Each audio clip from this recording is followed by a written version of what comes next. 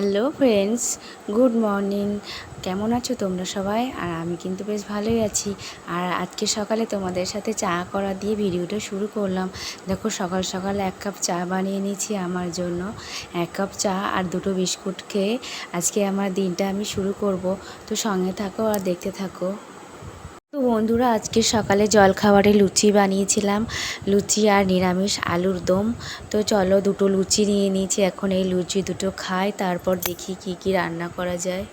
আর আজকে বাজার থেকে এই সবজিগুলো নিয়ে এসেছিলাম।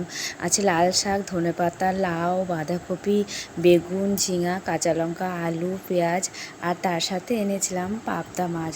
পাবদা মাছগুলো অনেক আছে, 2 দিন ধরে খাওয়া যাবে। চলো দেখি আজকে কি কি রান্না করা যায়।